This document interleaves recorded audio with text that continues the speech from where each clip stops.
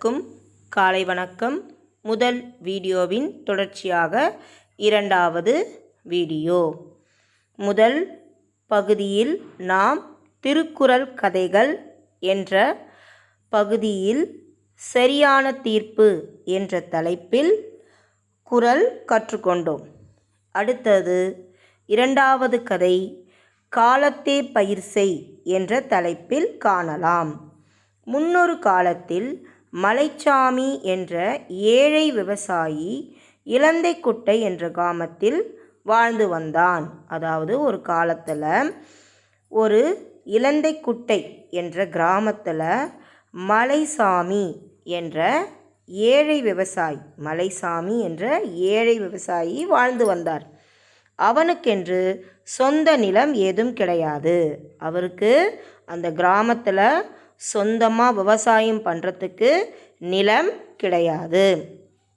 ஆனால் விவசாயம்தான் சோறு போடும் என்பதை ஆணித்தரமாக நம்புபவர். அதே ஊரில் வசித்து வரும் மாதையன் என்ற செல்வந்தன், அதே ஊரில், அதாவது இலந்தைக்குட்டை கிராமத்தில் ஏழை விவசாயியாக வாழ்ந்து வருபவர் மலைசாமி. அவருக்குன்னு சொந்தமாக எந்த நிலமும் கிடையாது. ஆனால் விவசாயம்தான் நமக்கு சோறு போடும் அப்படின்னு ரொம்ப நம்பகத்தன்மை கொண்டவர்.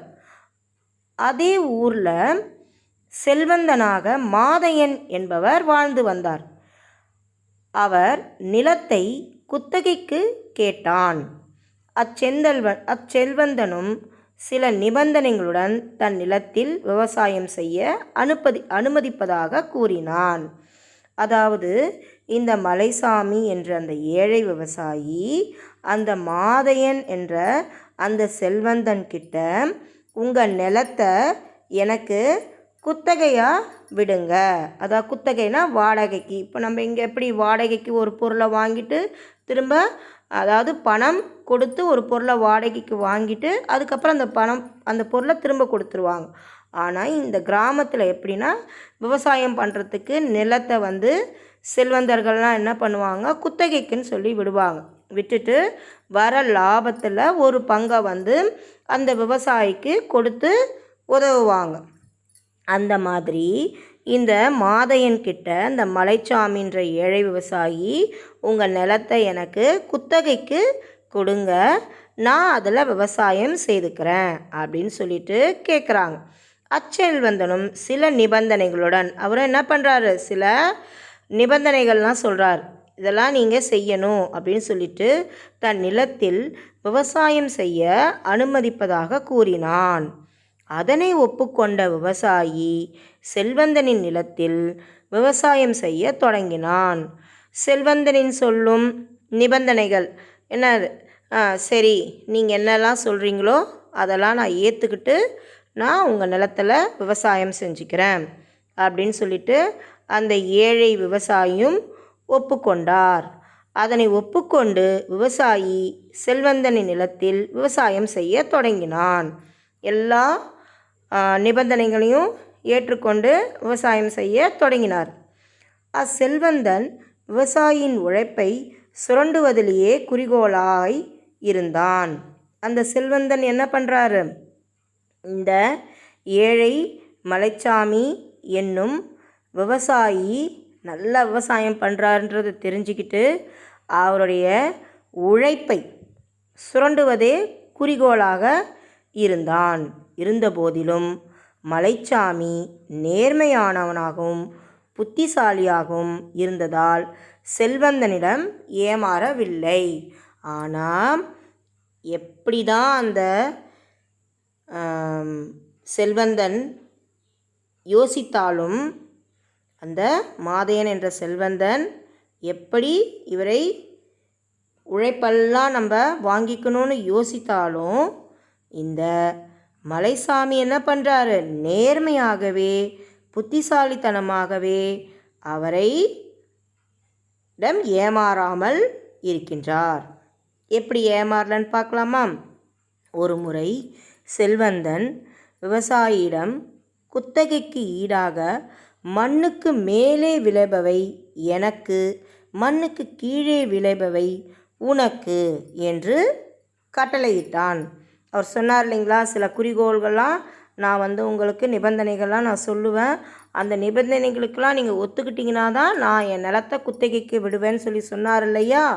அந்த பணக்கார மாதையன் என்பவர் அதற்கு இந்த ஏழை விவசாயி மலைசாமி ஒப்புக்கொண்டார்.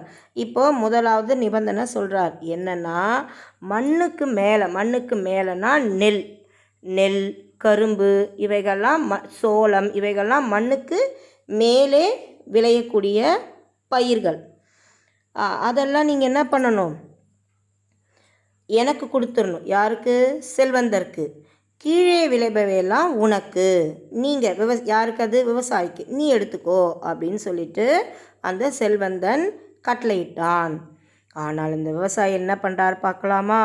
புத்தி கூர்மையுடன் விவசாயி நிலக்கடலை பயிரிட்டார். விவசாயி என்ன பண்ணுறாரு, மண்ணுக்கு கீழேனா பூமியின் அடியில் பயிர் செய்யக்கூடியது நிலக்கடலை, கிழங்கு வகைகள், இதெல்லாம் பூமியில் விளையக்கூடியது. இதெல்லாம் நீங்கள் தெரிஞ்சிக்கணும். மண்ணுக்கு மேலே விளைபவை நெல், கரும்பு போன்ற பயிர் வகைகள். மண்ணுக்கு கீழே விளைபவைகள் நிலக்கடலைனா வேர்க்கடலை, அது கிழங்கு, அதெல்லாம் எங்கே விளையும்னா பூமியில் அடியில் விளையும். அவர் என்ன பண்ணிட்டார், இந்த விவசாயி இவரை ஏமாற்றணுன்ற நோக்கத்தோடு தான் அவர் இந்த கட்டளையை சொன்னார். யார்? செல்வந்தர். ஆனால் விவசாயி தன் புத்தி கூர்மையுடன் நிலக்கடலை பயிரிட்டதால் விவசாயிக்கு லாபம் கிட்டியது. ஏமாற்றமடைந்த செல்வந்தன் அடுத்த முறை ஏமாற்றம் அடைஞ்சிட்டார. முதல் முறை, அடுத்த முறை என்ன பண்ணுறாருன்னா, விவசாயி ஏமாற்ற எண்ணி நிபந்தனையை மாற்றினான். இம்முறை மண்ணுக்கு கீழே விளைபவை எனக்கு, மண்ணுக்கு மேலே விளைபவை உனக்கு என்றான். இப்போ என்ன பண்ணுறார் அந்த மாதையன் என்ற அந்த செல்வந்தன், நீ போன முறை மண்ணுக்கு மேலே விளைபவை எனக்கு கொடுத்த, மண்ணுக்கு கீழே விளைபவையை நீ எடுத்துக்கிட்ட. ஆனால் இந்த முறை மண்ணுக்கு கீழே விளைபவையை நீ எனக்கு கொடுத்துரு. எனக்குன்னா யாருக்கு? செல்வந்தனுக்கு கொடுத்துடு. மண்ணுக்கு மேலே விளைபவையை அந்த ஏழை விவசாயி எடுத்துக்க சொல்கிறாரு. ஆராய்ந்த விவசாயி இம்முறை நெல் பயிரிட்டான். இந்த முறை என்ன பண்ணிட்டார் அவர்? நெல்லை பயிரிட்டார். இம்முறையும் விவசாயிக்கு லாபம். ஏமாற்றுடன் வீடு திரும்பினான் செல்வந்தன். அதனால் எவ்விடத்து எதை எப்படி எக்காலத்தில் செய்ய வேண்டும் என்பதை அறிந்து செய்தால் உலகையே வென்றுவிடலாம்.